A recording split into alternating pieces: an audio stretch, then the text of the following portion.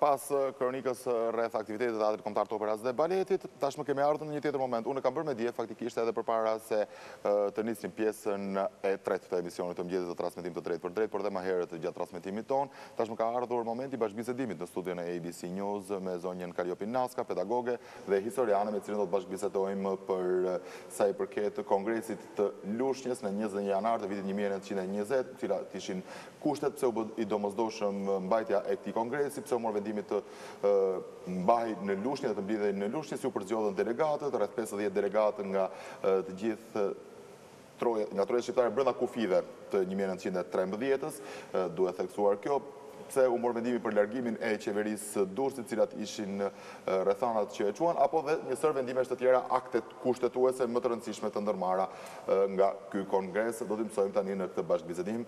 Zonja Naska, mirëmëngjes, faleminderit që jeni në studion e ABC News, është kënaqësi. Faleminderit unë. Përmbledhje të shkurtër, sigurisht, dhe patjetër që shkurtimisht do të përqendrohemi për ta kujtuar këtë ngjarje historike. Vitin e shkuar pati një vëmendje akoma dhe më të madhe, meqense me këtë ngjarje historike nisën edhe kremtimet e 100 vjetorit të pavarësisë, por kurse si nuk mund të lihej edhe këtë vit, është 93 vjetori, edhe pse nuk është një vit jubilar, duhet thënë, por është një vit ku duhet kujtuar për vetë rëndësinë që ka pasur Kongresi i Lushnjës për të ardhmen e pavarësisë, por edhe të shtetit shqiptar. Do doja ta nisim fillimisht me kushtet, atmosferën që mbizotronte në mbar vendin në këtë vit 1920 dhe pse u bë i detyrueshëm mbajtja e një kongresi të tillë. Duke ju mbajtur asë fjalës hyrëse tuajnë, dhe unë duhet të mbështes që pikërisht pavarësisht se nuk i bie 100 vjetori që jeti Kongresit të Lushnjës. Kongresi ishte nga ngjarjet më të rëndësishme të historisë kombëtare pas shpalljes pavarësisë, dhe mund të them që këto ngjarje të mëdha historike populli shqiptar duhet i kushtojë, jo t'i kremtojë në përvjetor të mëdhenj, po çdo vit t'i kujtoj, t'i rikujtoj, të freskoj memorien kombëtare, sepse ato e shtyn për njohjen shumë më të mirë të historisë, të vështirësive dhe të problemeve që i dalin në të ardhmen për të zgjidhur. Prandaj dhe Kongresi i Lushnjës merr vlera të mëdha për situatën në të cilën u mlodh dhe për ato probleme që ai zgjidhi në favor të pavarësisë kombëtare të Shqipërisë dhe të shtetit shqiptar. Dhe konkretisht situata. Konkretisht, nëse do të shikojmë në rrethanat përse e detyruan dhe përse u thirr Kongresi i Lushnjës, duhet të bëjmë një vështrim më përpara kongresit se çfarë detyruan, cilat ishin këto probleme të mëdha historike që e bën të domosdoshëm mbledhjen e Kongresit të Lushnjës. Duke jemi në prag dhe në përfundim të luftës së parë botërore dhe në prag të hapjes së konferencës së paqes, një situatë mjaft e nder ku fuqitë të mëdha do të merrenin përsëri, do të merrenin në vendimarrje çështjen e Shqipërisë dhe të kufive të saj, gjë që e rrezikonte mjaft situata ndërkombëtare dhe vendimet që do të merreshin nga këto fuqi, problemin dhe çështjen e kufive dhe të ekzistencës së shtetit shqiptar. Me hapjen e konferencës së paqes në 1919 dhe më parë me përfundimin e saj në 1919, do të shikojmë që u morën disa memorandume nga fuqitë të mëdha pjesëmarrëse në konferencë, të cilat rrezikonin me këto vendimarrje tërësinë territoriale të shtetit shqiptar, sovranitetin dhe pavarësinë e saj. Atëherë, në këto rrethana, nga të gjithë patriotët shqiptar, nga gjithë lëvizja mbar shqiptare, e patë domosdoshmërinë e thirrjes së një kongresi të tillë. Dhe më parë ne mund të themi që ishte thirrur dhe Kongresi i Durrësit. Ne kishim qeverinë, atkoh ne kishim qeverinë e Durrësit. Ishte thirrur Kongresi i Durrësit, ishte krijuar dhe një qeveri e përkohshme, që ishte qeveria e përkohshme e Durrësit, që në 25 dhjetor të vitit 1918, dhe mund të themi që ishte dërguar dhe një delegacion i qeverisë përfaqësues shqiptare në konferencën e paqes për të mbrojtur interesat dhe çështjet kombëtare. Por qeveria e Durrësit nuk arriti dhe nuk mundi dot të zgjidhte këtë problem të ngërç të madh që ishte përpara lëvizjes kombëtare shqiptare, çështjes së pavarësisë dhe rinjohjes dhe problemeve të kufive që dilnin në këtë kohë në Shqipëri. Prandaj dhe thirrja e Kongresit me daljen dhe e 2 memorandumeve që u morën në këtë kohë në konferencën e paqes, që ishte ai i dhjetorit të vitit 1919 dhe i janarit të vitit 13-14 janarit të vitit 1920, e bënin të domosdoshëm mbledhjen e Kongresit. Do të thoni ju çfarë kishin këto memorandume. Këto i jepnin përsëri, motivonin dhe justifikonin dhënien e trojeve shqiptarëve, kryesisht vendeve fqinj, duke filluar me shtetin serbo-kroat sloven, Jugoslavinë, në veri, duke dhënë Vlorën dhe gjithë hinterlandin e saj për qark, njëkohësisht duke dhënë Italisë dhe pjesën jugore të gjirokastrën që pretendohesh për nga Greqia. Të tëra këto, ky memorandum dhe pasimi i këtij memorandumit të dhjetorit të 1919 me memorandumin e 13-14 janarit të vitit 1920, që bën të mundur në këtë kohë, e dim dhe më përpara, që u proklamua dhe traktati i fshehtë i Londrës, i cili me këtë memorandum njiheshin këto vendime të traktatit të fshehtë të Londrës, atëherë kjo e bën të domosdoshëm thirrjen e këtij kongresi dhe televizjes që do të bëhet. Kush ishin nisëtarët, po themi që e thirrën këtë kongres dhe pse u vendosën në Lushnjë, kur qeveria e përkohshme ishte vendosur në Durrës? Atëherë, mund të themi, përpjekjet për krijimin e një kongresi të tillë mbarkombëtar që të merrte fatet e vendit në dorë, u bën dhe më përpara, filluan që në vitin 1918, 19 dhe në 1920. U bën përpjekje për të mbledhur dhe u mblodh një kongres në Tiranë. Njëkohësisht bën përpjekje për të krijuar një kongres të tillë me përfaqësues nga gjithë trevat shqiptare për në Krujë. U mendua edhe në Elbasan, por për kushtet të cilat kalonte Shqipëria, kur trevat shqiptare një pjesë e mirë ishin të pushtuara nga ushtrut gjatë luftës së parë botërore, atëherë Lushnja ishte një qytet më i qetë dhe kishte shanse më shumë për të organizuar dhe për të bërë këtë kongres. Dhe merita i qëndron, dhe i themi Lushnjës, për vetë faktin sepse dhe komisioni nismëtar i kongresit të Lushnjës e morën patriotët lushnjarë përsipër, së bashku me patriotët tjerë, një komision prej 19 vetash, të cilët e justifikuan më së miri qëllimin dhe organizimin e mbledhjes së kongresit. Ashtu tepër që organizuan dhe u mbajt për 10 ditë me radhë dhe është ruajtur, po e quaj, mbrojtja e kongresit dhe me armë në të gjithë rrethinat jashtë Lushnjës. Ndërkohë, unë dua të ndalim tek aktet, se besoj rëndësia më e madhe e këtij kongresi janë vetë aktet që ai ndërmori, cilat ishin aktet më specifike apo aktet më të rëndësishme që mori ky kongres, duke përmendur dhe aktet kushtetuese, duke i konsideruar si hapat e para ose baza e parë e një kushtetuese të Republikës së Shqipërisë. Sigurisht, çdo kongres nga vendimarrja dallohet dhe i jepet rëndësia që ai ka dhe pikërisht vendimet që mori ky kongres i dhan atë status që ne sot e përmendim vazhdimisht e rikujtojmë për nga rëndësia që i dha vlerave të ruajtjes së pavarësisë të kombit shqiptar, të shtetit shqiptar dhe drejtimit të tij pa protektorat të huaj. Dhe pikërisht kjo krijoi dhe i dha shansin atyre vendimeve të rëndësishme që mori ky kongres. Do të thoni ju çfarë vendimesh, cilat ishin kryesore. Kryesorja e vendimeve së pari ishte mosnjohja e vendimeve të konferencës së paqes lidhur me shkeljen e sovranitetit kombëtar, drejtimit të këtij shteti me protektorat të huaj dhe ndarje të trojeve shqiptare, duke shkelur dhe vendimin e konferencës ambasadorëve të vitit 1913. Tjetër, çfarë vendime rëndësi? Vendime rëndësi përveç kësaj ishte që ju hoq e drejta dhe u shkarkua qeveria e Durrësit, e cila nuk u tregua e aftë që të zgjidhte këtë problem deri në fund.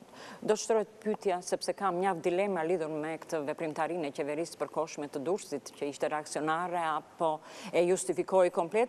Sigurisht edhe ajo ka një merit në mbrojtje dhe në ngritjen e çështjes, për sa i përket në konferencën e paqes, sepse po të vëmë re të gjitha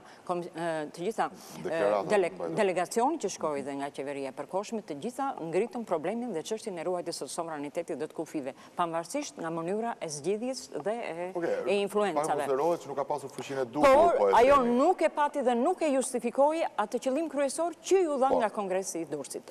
Njëkohësisht e rëndësishme ishte dhe vendimi që u mor për krijimin e një delegacioni që do të qohesh dhe të një deklarate përfaqësuese nga Kongresi i Lushnjës, që do të qohej konferencës së paqes, ku do t'i ngreheshin në emër të Kongresit të Lushnjës të gjitha problemet kryesore që qëndronin para këtij kongresi dhe zgjidhjes së këtyre çështjeve të rikonfirmimit të pavarësisë së shtetit shqiptar. Dhe me largimin e qeverisë së Durrësit, sigurisht duhet të vendosur një qeveri re.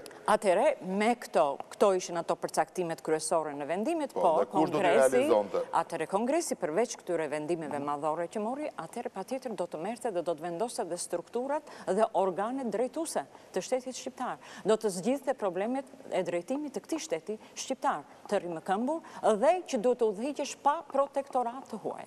Atëherë, në vendimet kryesore mund të themi që në këto organe drejtuese që zgjodhi ishte pikërisht zgjedhja e Këshillit të Lartë, Këshillit të Lartë që quhesh me 4 anëtarë që përfaqësoheshin të gjitha besimet shqiptare, ishte zgjedhja e qeverisë shqiptare e drejtuar nga Sulejman Delvina, i cili ishte antar i delegacionit përfaqësuesve të Turqisë në këtë kohë në konferencën e paqes dhe ishte në mungesë dhe erdhi më vonë dhe drejtimin e qeverisë e mori përkohësisht e shef Frashëri. Njëkohësisht do të shikojmë dhe një vendim tjetër me rëndësi përveç Këshillit Lartë ngritjes së qeverisë ishte dhe ngritja e Senatit. Senati do të thoshte parlamenti i parë shqiptar që mori dhe emërtimin e tij, Këshilli Kombëtar. Dhe do të ishte 37? Po, me 37 antar dhe mund të themi që Këshilli Kombëtar ishte i pari parlament shqiptar që përfaqëson dhe fillimet dhe funksionimet e veprimtarisë legislative për herë të parë në historinë kombëtare shqiptare. Dhe këto 37 antarë të Këshillit Kombëtar u zgjodhen nga 50 delegatët që shkuan në Kongres? Sigurisht, këta 37 antarë nuk ishin përfaqësuesit e delegatëve të Kongresit. Delegatët e Kongresit zgjodhën përfaqësuesit për në Senat. Një pjesë e tyre ishin dhe antarë, njëkohësisht një pjesë e tyre u zgjodhën dhe në Senat. Ka mjaft të rëndësi pikërisht kjo vendimarrje, por në aktet më të rëndësishme që ndërmori Kongresi i Lushnjës është dhe për herë të parë dalja një akt i kushtetues që mund të quhet dhe si kushtetuta e parë shqiptare, megjithëse ishte me shumë pak nene, me 6 nene, siç ishte kanonori e Këshillit Lartë, apo si që mori emrin Statuti i Lushnjës. Ky Statuti i Lushnjës, si akt kushtetues më i zgjeruar në vitin 1922, do të quhet Statuti i zgjeruar i Lushnjës, dhe me këtë akt kushtetues do të veprojë Shqipëria në problemet e gjithë legjislacionit dhe të funksionimit të shtetit shqiptar nga 20-ta deri në vitin 1924 në zgjedhjet e Asamblesë Kushtetuese. Pra kjo ishte dhe baza, po themi, e kushtetues mbi të cilën punoi dhe qeveria që u zgjodh, sepse u zgjodh kabineti qeveritar. Sigurisht. Në këto momente. Pra kur u zgjodh kryeministri Sulejman Delvina, më pas u zgjodh kabineti qeveritar. Dhe në kabinetin qeveritar që u zgjodh, mund të themi, ishin mjaft figura përfaqësuese që kishin dhënë një kontribut mjaft të madh gjatë gjithë periudhës duke filluar nga shpallja e pavarësisë deri në momentin që u krijua dhe qeveria shqiptare. Dhe kishte mjaft figura që kishin dhënë kontribut. Këto ishin vendimet më të rëndësishme për mbarë Shqipërinë dhe për çështjen kombëtare, por kishte edhe një vendim për ndryshimin e kryeqytetit ose për zgjedhjen e Tiranës si kryeqytet brenda këtyre 10 ditëve punim. Pse duhet të ndrohej? Deri në ato momente ka qenë Durrësi aty ku ishte qeveria e Durrësit, pra po themi si qendër. Pse duhet të shkojë në Tiranë? Me rënien e qeverisë së Durrësit dhe ra ai mendim që mund, sepse pati dhe mendime përsëri që të vazhdonte të ishte dhe Durrësi kryeqytet, ra dhe pikërisht dhe fakti që ishin akoma zona të pushtuara në këtë kohë dhe një pjesë e mirë kërkohesh dhe një qendër që të ishte më e stabilizuar që të vendosesh qeveria shqiptare. Dhe pati njëkohësisht mendime të tjera për të çuar dhe për të bërë kryeqytet, pati në Elbasan, pati dhe në Shkodër. Dhe biles në Shkodër e avancuan mendimin për të thënë që duke parë dhe afërsinë me Kosovën, të kemi një kryeqytet të tillë që në të ardhmen të zgjidhin problemet kombëtare dhe të përgjigjet të gjithë trevës shqiptare, mbar shqiptare ku jetonin shqiptarët. Por e pa të arsyeshme pastaj Kongresi që dhe me patriotat Tiranës pan të arsyeshëm dhe për kushtet të cilat kalonte vendin ato që të vendosesh që të ishte Tirana kryeqytet dhe në 11 shkurt të 1920-s u vendos dhe qeveria në Tiranë. Sigurisht dhe më pas rrjedhoja të gjithë i dim fare mirë, po unë prandaj doja të ndasha shumë shkurtimisht te këto pika të rëndësishme. Ju pash që keni dhe dokumente, me vete kishte dhe një fotografi dhe duhet t'ju bëj pyetje, ajo fotografi çka është? Se e shoh që është fotografi e paktën e shoh që është e vjetër. Është fotografi e vjetër dhe sigurisht çdo nip apo mbes ka nostalgji për gjyshrit. Mund ma jepni pak sepse dua ta fiksoj në kamera. Po, dhe pse keni sjellë në vete pikërisht në të bisedë që ne po zhvillim? Unë jam mbesa e Lazar Bozës. Lazar Bozu është lushnjar, është nga patriotët e shquar të Mysaqes dhe ka qenë antari grupit nismëtar, një ndër antarët, sepse grupi nismëtar ka patur goxha patriotë të tjerë nga Lushnja dhe rrethet të tjera, ka qenë një nga nismëtarët dhe njëkohësisht ka qenë një nga 2 delegatët që kanë përfaqësuar Lushnjën në Kongresin e Lushnjës. Dhe unë me këtë rast kërkoj të bëj një homazh, me që më dha rasti, sigurisht, për të gjithë pjesëmarrësit, për të gjithë delegatët, për të gjithë antarët e komisionit, apo të qeverisë së Durrësit si edhe delegatët e Kongresit. Dhe unë bashkohem me homazhin tuaj për gjithë këta burra të cilët hodhën bazat e Shqipërisë së pavarur, pra e forcuan edhe më shumë dhe ruajtën dhe ekzistencën territoriale të vendit tonë, ashtu sikur sa hodhën dhe bazat e kushtetutës së parë. Dhe njëkohësisht ne jemi të kënaqur dhe si familje sepse ka gjetur nga bashkia, nga gjithë veprimtarë, nga gjitha forcat politike kanë gjetur mbështetjen dhe kanë bërë dhe një lapidar në Lushnjë si të gjithë të tjerët. Njëkohësisht, po, desha të jepja një dokument që është i Senatit në fakt, i Këshillit Kombëtar të dalë nga Kongresi i Lushnjës, që tregon se si dhe sa e vlerësoi proces verbalin e Kongresit të Lushnjës dhe me shpalljen e Tiranës kryeqytet, ky proces verbal duhet të depozitohesh në gjithë dokumentacionin që do të kishte Këshilli, në gjithë dokumentacionin më të rëndësishëm që do të kishte të shtetit shqiptar. Dhe është pikërisht i jep me firmat, me vullën e Këshillit Kombëtar, të cilat kanë vlerë historike dhe pse jo studimore të cilat neve dhe si historian, mjaft historian dhe i kanë përmendur dhe i kanë... Absolutisht, dhe është shumë interesant dhe ju falenderoj që ne i sollët edhe këtë dokument. është një fotokopje e originalit, sigurisht. Sigurisht, fotokopje, ndodhet në arkivin qendror të shtetit, janë në fondin e përkatës. Atëherë, ju falenderoj edhe njerë zonja Naska për prezencën në studio dhe për gjithçka që përmendëm sot, pikërisht në 93 vjetorin e Kongresit të Lushnjës. Është një ditë historike dhe sigurisht që nuk mund ta linim në harres. Faleminderit dhe shpresoj takime tjera të ardhshme. Edhe unë ju falenderoj në bisedat të tjera të ardhshme. Ndërsa tani zonja Zotri shkojmë një herë me linjën